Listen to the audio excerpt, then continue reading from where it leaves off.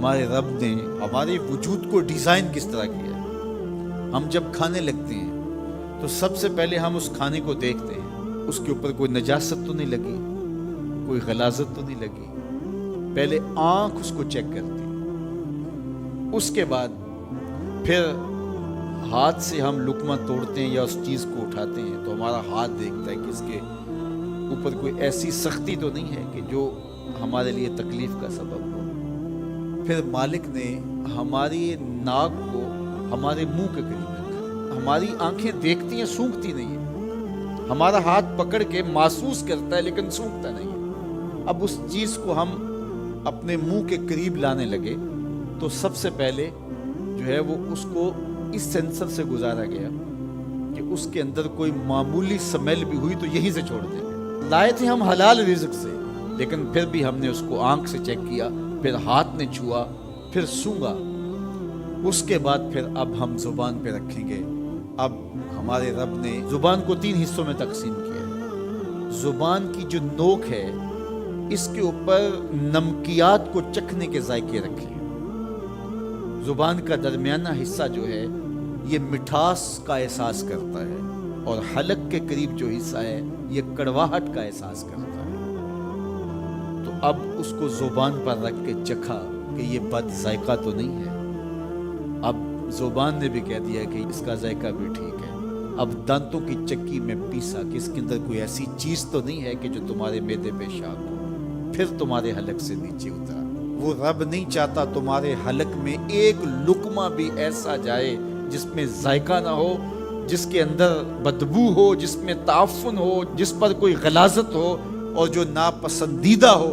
تمہارا رب چاہتا ہے تم طیب لو، ستھرا لو، تاکہ تمہارا ظاہر بھی ستھرا ہے، تمہارے وجود کا حصہ بننے والی غذا جو ہے وہ بھی پاک اور ستھری۔ تمہارا رب تمہیں صاف دیکھنا چاہتا ہے، صاف رکھنا چاہتا ہے۔ یہ تمہارے لیے اس رب کی تلقین ہے کہ تم صاف رہو۔ جو کھانے کا وضو ہے وہ ہاتھ دھونا ہے اور کلی کرنا ہے۔ جب تم کھانا کھانے لگو تو ہاتھ دھو لو اور اس کے بعد کلی کرو اور اس کے بعد کھانا شروع کرو، اور کھانے کے بعد پھر دوبارہ کلی کرو۔ اور ہمیں بار بار مسواک کرنے کی تلقین کی گئی۔ مسواک منہ کو صاف کرتی ہے اور رب کو راضی رکھتی ہے۔ میں نے کہا کہ جب بچہ پیدا ہوتا ہے تو اس وقت اس کو غسل دیا جاتا ہے، اور جب جنازہ اٹھتا ہے تو اس سے قبل بھی اس کو غسل دیا جاتا ہے۔ غسل سے کہانی شروع ہو کے غسل پہ ختم ہوتی ہے۔